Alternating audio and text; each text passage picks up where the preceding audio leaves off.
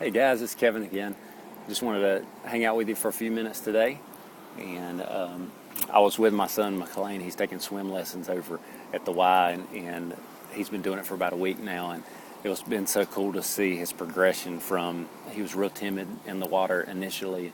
Partly that's my fault, I think. We have a pool in our neighborhood and it's kind of cold, and so I hardly ever get in. So he probably thinks I'm scared of it.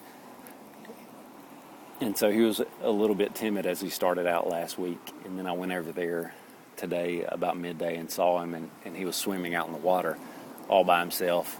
And I was just so proud of his courage, and I know that took so much strength and fight in him to jump out in that water and swim around by himself. And, you know, growing up in church, I thought being a Christian was honestly just about being bored and sitting on a pew all the time, and that wasn't very attractive to me as a young man. And then I came to Christ when I was 15, and I really started to get to know God for myself and get in His Word for myself.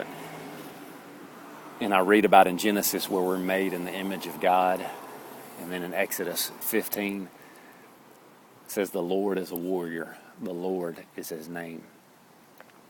And so this one that we follow, Jesus, God, is not just some bored whatever just sitting around unoccupied, but He is a warrior, and He fights for what is good and true and lovely and noble in this world.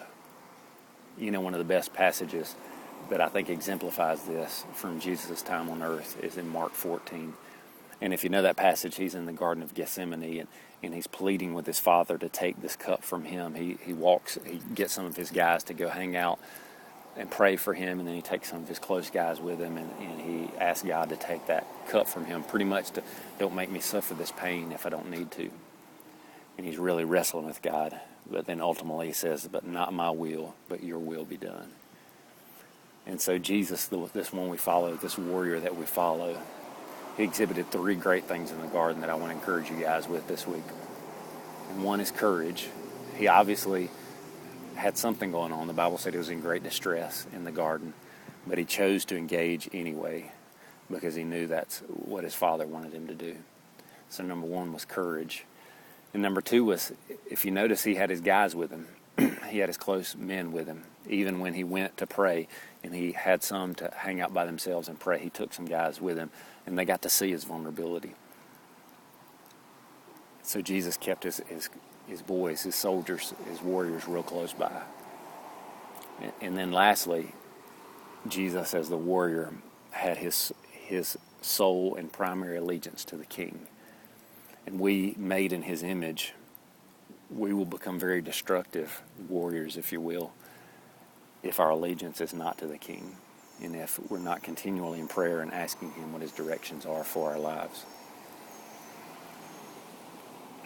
So I would encourage you guys this week, no matter what, if it's a work situation that makes you afraid, or your teenager's wigging out, or maybe you've got to do a presentation that you're stressing over, that God would call you to engage with courage and to have some close brothers and sisters around you, and then to have your eyes focused on the King and what He wants for you. So I appreciate you guys. That was from Exodus 15 and Mark 14. And I will and have been and will keep praying for you guys, and hope you have a good week.